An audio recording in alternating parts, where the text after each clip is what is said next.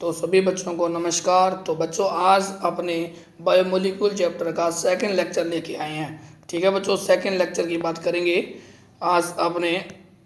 ठीक है, तो रेडी हो जाओ। मैं आशा करता हूँ कि लास्ट वाला लेक्चर आपने लिख लिया होगा।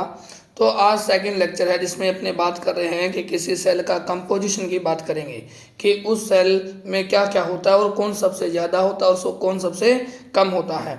तो कंपोजिशन की जब बात करते हैं तो सबसे ज़्यादा वाटर होता है, उससे कम प्रोटीन होता है और उससे कम न्यूक्लिक एसिड होता है और इससे कम क्या होगा, कार्बोहाइड्रेट लिखा है बच्चों। क्या लिखा है? कार्बोहाइड्रेट। और फिर लिपिड और फिर कौन होता है? आयन होता है। तो स्टेटमेंट तौर पे पूछा जा सकता है कि कोई सेल का कंपोजिशन है उसमें सबसे कम कौन होगा बच्चों? उसमें सबसे कम होगा आयंस और सबसे ज़्यादा कौन होगा? वाटर होगा। मोस्ट अबंडेंट, ठीक है, वाटर है। लिस्ट अबंडेंट कौन होगा सेल में? आयन होगा। थोड़ा सा ये सीक्वेंस भी ध्यान में रखना है। ठीक है, तो आगे चलते हैं बच्चों। आगे लिखा हुआ है मेटाबोलाइट्स की बात करेंगे। मेटाबोलाइट्स दो प्रकार के होते हैं, एक तो होता है प्राइमरी मेटाबोलाइट्स और एक होता है सेकेंडरी मेटाबोलाइट्स। यानी कि मेटाबोलाइट्स इज टू टाइप्स, एक तो होता है फर्स्ट और दूसरा सेकंड बोल सकते हैं।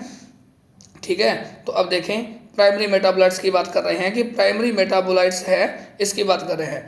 ये जो प्राइमरी मेटाबोलाइट्स है सारे के सारे जो ऑल लिविंग ऑर्गेनिज्म है वो सारे के सारे प्रोड्यूस करते हैं और ये प्राइमरी मेटाबोलाइट्स हेल्प करते हैं ऑर्गेनिज्म की फिजियोलॉजिकल एक्टिविटी में। किस में हेल्प करेंगे बच्चों? फिजियोलॉजिकल एक्टिविटी में हेल्प करेंगे। लाइक दैट, जैसे कि ग्रोथ करवा दी बॉडी की या फिर डेवलपमेंट हो गया, बात एक ही है। यानी कि ग्रोथ और डेवलपमेंट में हेल्प करते हैं। अब बात यह है कि प्राइमरी मेटाबोलाइट्स है कौन, यानी कि इनके एग्जाम्पल की बात करते हैं तो कार्बोहाइड्रेट, अमीनो एसिड, लिपिड और न्यूक्लिक एसिड हैं। ये चारों के चारों क्या है? प्राइमरी मेटाबोलाइट्स हैं जो सारे लिविंग ऑर्गेनिज्म प्रोड्यूस करते हैं और उनके बॉडी में हेल्प करते हैं फिजियोलॉजिकल एक्टिविटी में। Physiological activity like growth. आगे देखो, फिर लिखा हुआ है सेकेंडरी मेटाबोलाइट्स। देखो, they produce in plant, fungus, fungi and bacteria. क्या है? बैक्टीरिया, फंगस और प्लांट के थ्रू प्रोड्यूस किए जाते हैं। ये किस में हेल्प करते हैं? ह्यूमन वेलफेयर, यानी कि अपने लाइफ को आसान इजी बनाने के लिए काम आते हैं। और दूसरा है इनका इकोलॉजिकल इंपॉर्टेंस है। क्या है? इकोलॉजिकल इंपॉर्टेंस है। ठीक है, फंगस को बच्चों ध्यान रखना, फंगस यूकैरियोटिक होती है। क्या होती है? यूकैरियोटिक होती है। ठीक है, अब सेकेंडरी मेटाबोलाइट्स के एग्जांपल्स की बात करते हैं कि कौन कौन सेकेंडरी मेटाबोलाइट्स हैं। अब ध्यान से देखें आप, पहला लिखा है पिगमेंट्स। पिगमेंट्स कौन कौन से? एक तो लिखा है कैरोटिनॉइड्स और दूसरा लिखा है एंथोसाइनिन। क्या लिखा है बच्चों? एंथोसाइनिन। ध्यान रखें आप कि ये कैरोटिनॉइड्स है, ये वाटर इनसोल्यूबल है, वाटर इनसोल्यूबल है। ठीक है, वाटर इनसोल्यूबल है। जबकि एंथोसाइनिन है ना, ये वाटर सोल्यूबल है, ये वाटर सोल्यूबल है। अगर ये वाटर में मिक्स नहीं होता है, इनसोल्यूबल है, तो किसके लिए सोल्यूबल है? ये कैरोटिनॉइड होता है फैट सोल्यूबल। क्या होता है? फैट सोल्यूबल होता है। ठीक है, इस बात को ध्यान रखना है। फिर मैंने कहा एल्कलॉइड्स। एल्कलॉइड्स में कौन कौन आता है? एक तो आता है मॉर्फिन आता है, दूसरा कोडीन आता है। एल्कलॉइड्स में कौन कौन है बच्चों? मॉर्फिन और कोडीन्स है, मॉर्फिन और कोडीन्स है। फिर मैंने कहा टर्पिनॉइड्स। टर्पिनॉइड्स में कौन है? मोनोटर्पिन्स और डाइटर्पिन्स है। टर्पिनॉइड्स में कौन आएगा? मोनोटर्पिन्स और डाइटर्पिन्स आएगा। फिर देखो आगे essential oil. Essential oil lemon grass oil है। एसेंशियल ऑयल में कौन आया? लेमन ग्रास ऑयल आया है।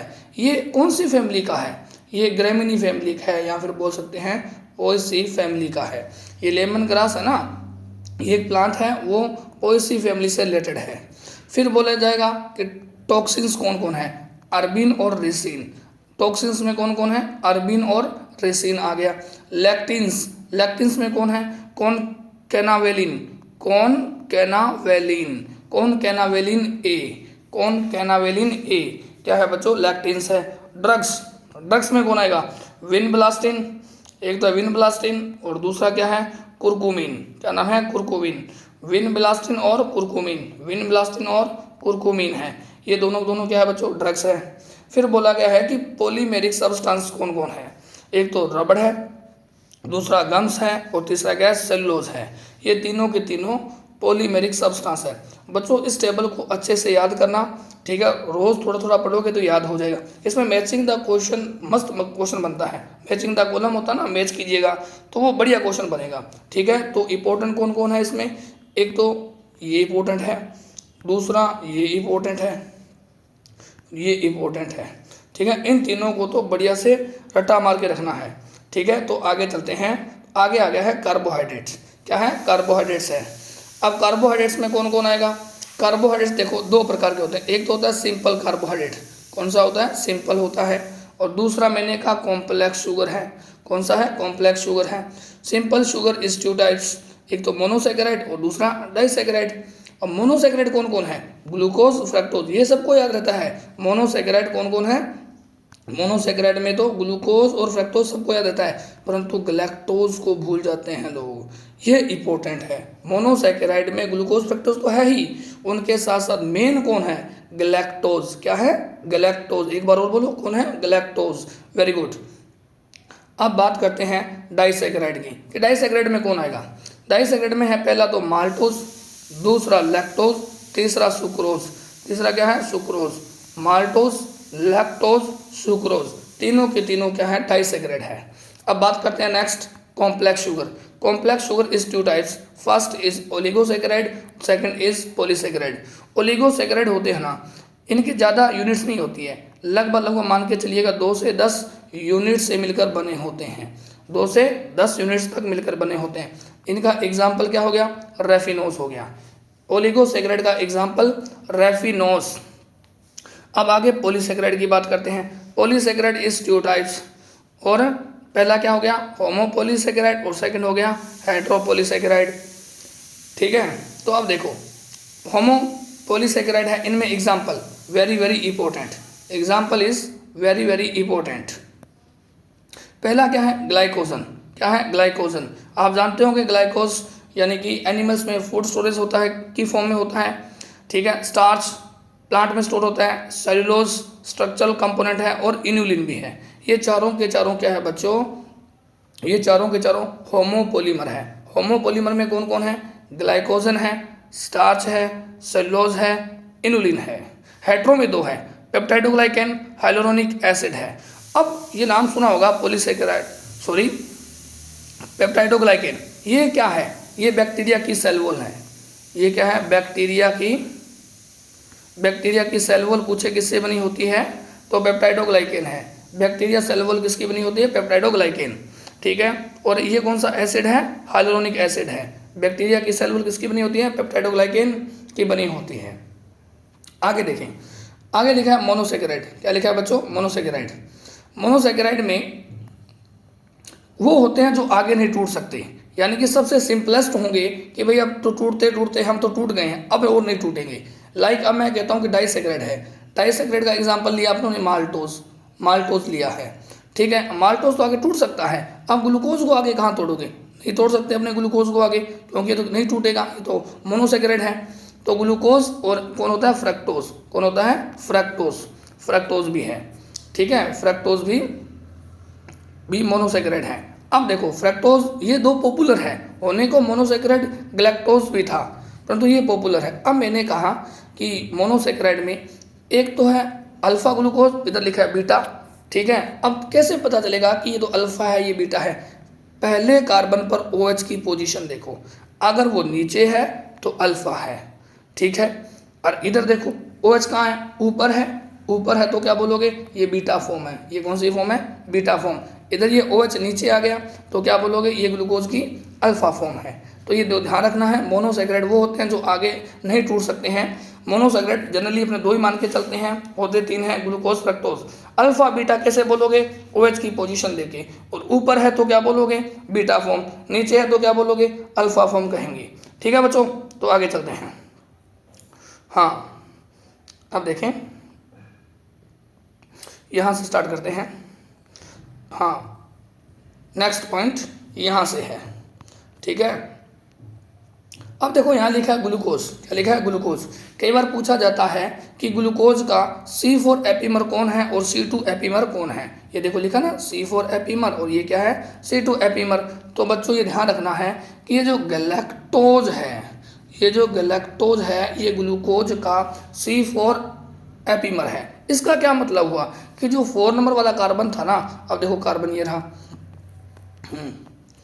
देखो ये रहा, अब कार्बन का नंबर लगाते हैं, देखो कार्बन का नंबर लगाते हैं, ये 1 number carbon, 2 number carbon, 3 number carbon, 4 number carbon, ये 5 नंबर हो गया, और ऊपर कौन सा हो गया, 6 नंबर कार्बन हो गया। अब अगर इसमें चेंज हो जाए, है ना, तो क्या हो जाएगा, C4 एपीमर हो गया। ठीक है, अगर 2 नंबर वाले में चेंज हो तो क्या बोलोगे, C2 एपीमर हो गया। क्या हो गया, C2 एपीमर हो गया। ठीक है, याद रखोगे। चलो वापिस समझ गए। C4 एपीमर कौन है, गैलेक्टोज है। C2 एपीमर कौन है, मेनोज है। कौन है, C2 एपीमर मेनोज। अब बात करते हैं डाइसैकेराइड। डाइसैकेराइड में कौन आया, सुक्रोज आया। सुक्रोज के 2 नाम और भी हैं, इसे कॉर्न शुगर भी कहते हैं और इन्वर्ट शुगर भी कहा जाता है। सुक्रोज अब टूटेगा मोनोसेकेराइड में, एक तो टूटता है ग्लूकोज और दूसरा फ्रक्टोज में। अब देखो यहाँ लिखा है अल्फा, इधर लिखा है बीटा। अल्फा का मतलब क्या है, OH नीचे हो, ठीक है, OH की पोजीशन यहाँ हो मान लो, ठीक है, अब नीचे की साइड हो, है ना। और बीटा का मतलब OH कहाँ हो, ऊपर हो, कहाँ हो, ऊपर हो। ये बात ध्यान रखनी है।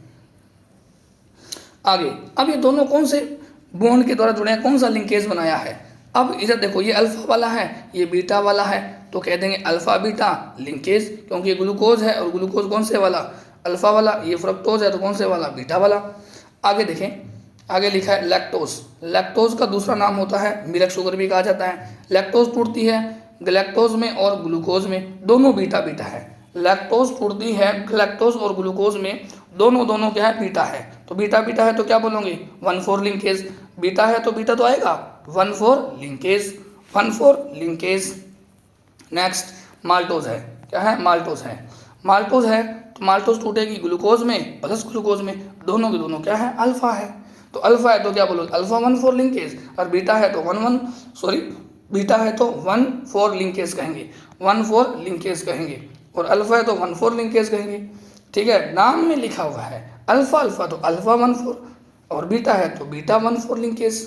ठीक है, तो आगे देखें, ये बड़ा इंपॉर्टेंट है, बहुत बार सब्जेक्टिव में पूछा जाता है कि रिड्यूसिंग शुगर कौन सी होती है, नॉन रिड्यूसिंग शुगर कौन सी होती है, बहुत बार पूछा गया है। तो बच्चों ध्यान से देखें, रिड्यूसिंग और नॉन रिड्यूसिंग शुगर में क्या डिफरेंस है।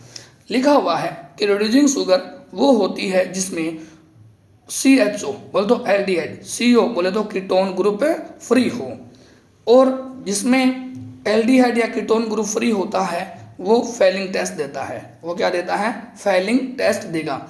अब रिड्यूसिंग शुगर है कौन सी, सारी की सारी मोनोसेक्राइड और डाइसेक्राइड।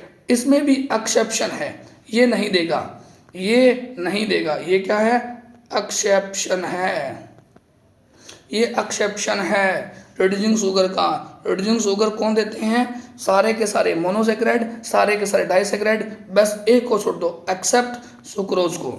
अब नॉन रिड्यूसिंग शुगर कौन है देखते हैं, जिसमें फ्री ना हो एल्डिहाइड और कीटोन ग्रुप, तो वो फेलिंग टेस्ट नहीं देगा, फेलिंग टेस्ट नहीं देगा। ठीक है, ये मैंने कांटा लगाया, इसका मतलब क्या है, नो।